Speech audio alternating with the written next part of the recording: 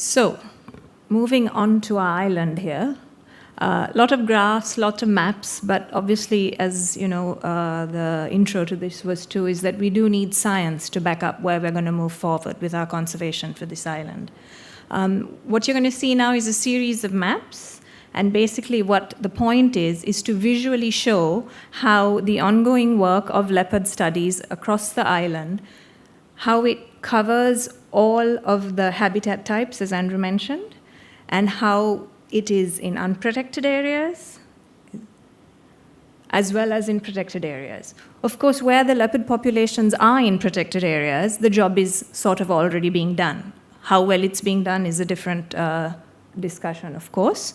But in protected areas, we're already having that. It is the unprotected areas, then, that really we need to start focusing on. And as the large analysis showed, surprisingly even for us, because we've been kind of trying to push the idea that we have leopard populations in unprotected areas and we must focus on that, is that protection is coming up as being key here. So, of course, protection doesn't just necessarily mean a national park and you put big boundary around it and keep everything out. There are a varied methods here that we can come forward with for conservation and protection, and that's what we're going to talk about a little bit here as well. So we've got little places like, Agrapathana that are unprotected where there are resident populations of leopard. Duckberry, small areas, very, very small areas in the hill zone that are still having all cats, not just the leopard, which I will go into now. Horton Plains protected. Again, the northern jungles, the last remaining, monsoonal forest here, still intact more than anywhere else in the country. Vanni, unprotected. How can we bring this into some form of protection here? And obviously, as we all know here, there are leopard populations persisting here. Not much is known, and so obviously, as we spoke earlier, we do need to catalog and categorize that and get a little bit more.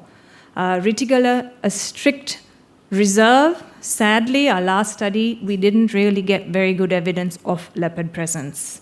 So are they not there anymore? Are they only using it as a movement corridor? What's going on here? Very important area because it feeds into Vilpattu and it feeds into the east.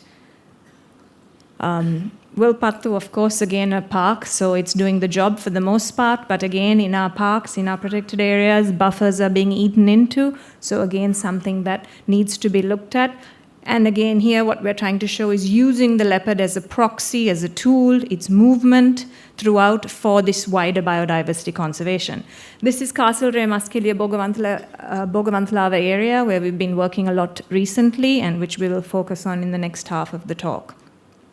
Going into small patch forests, again, I will show this as an example in a little while. The importance of patch forests here, Many of you seated here may well own land across the island, small patches, parcels of land. The importance of that for connecting in to this sort of idea of larger biodiversity conservation. You may and you may not have leopard there. You may and you may not have other cats there. You may definitely have other biodiversity, but still the importance of these tiny little areas and how they connect to the larger picture.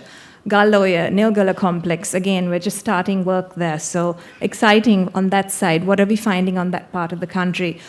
Due to the civil war, that area has not been looked in at a lot, not much visitation occurring. Now what's happening there? Recently, you all may have heard there was a mother and 2 cubs that were poisoned there. This is right on the borders of our protected areas. So things that need to be looked at. So this now, what you're seeing is not just the leopard. We've shown you the leopard work that's been going on throughout the island and how that factors in. What we're showing here is that in these same study areas, we're also getting other cats. This is the fishing cat, the rusty spotted cat, and the key here is that these are protected and unprotected areas. So not only is the leopard residing here, but our other cats are also residing here. And rusty spotted cat. So we had the jungle cat, the fishing, the jungle, and the rusty spotted cat all in these study areas as well. So it's not just about cats, of course. Andrew spoke about how using the leopard, because it is coming up as being an extremely high-scored species for conservation. What we are finding is in all of these same study sites, even though we are focusing on the leopard, by default, we do look at other things because it's a carnivore and so it needs a prey base. Of the 95 species of mammals found in Sri Lanka, 60 of them are detectable when one is doing some sort of a leopard survey. And out of that, we've got 86% present within all of these areas that we just showed you throughout the country on all of these study sites that we've been working on. And this is not, specifically focusing on. So again, showing the concept of that umbrella and how by focusing on one particular species by default, you end up providing protection for a much, much wider array of biodiversity. This is a small patch forest in Sigiriya, the Higa Ala. And what we're trying to show here again, as an example, is how these small pockets of land that fit in within these larger areas of protected or unprotected areas are home to all of the cat species here, as well as everything else. So this is a regenerating forest. The owner sits here in the audience. It was Chena at one time. It's now being brought forward as regenerating. So you've got fishing cat. You've got the rusty there again with a mouse in its mouth. You've got the jungle cat. And of course, you've got the leopard as well. So they're all calling it home. And this is a small student study that occurred, so it's not a long-term study, yet we're having 85 species of birds here. And it shows a high biodiversity index there, that number 4 there shows a high biodiversity index. Now, mind you, this study was not done during the migratory season for birds. So obviously, if it was done during the migratory season, which it will be done, you will have a much, much higher biodiversity index that comes forward here. Butterflies, less on the biodiversity index, but it's because it's a regenerating patch.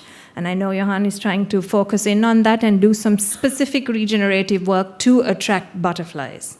So just an example how a small piece of land, a small parcel of land, can play that role for overall conservation and biodiversity. And we went in there, obviously, because first of the leopard, but then what you find is all of this other story that comes forward. Okay, so we've been focusing on the Central Highlands as well recently, and sadly enough, in Sri Lanka, the area that has the least amount of protected areas, national parks, are the Central Highlands. And of course, that is the area that has our highest biodiversity, and it has a whole host of varied habitat types.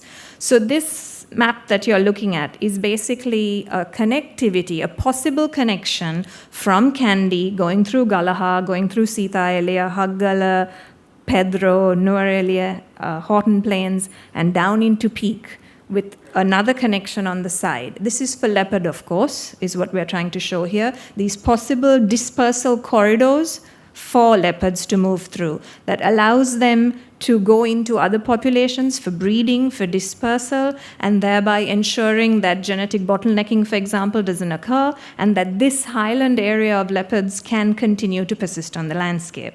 Now, that little purple arrow that you're seeing there is what we're going to go into now. And that is something that we have just discovered as being not only a movement corridor for dispersal, but also a resident forest for leopards.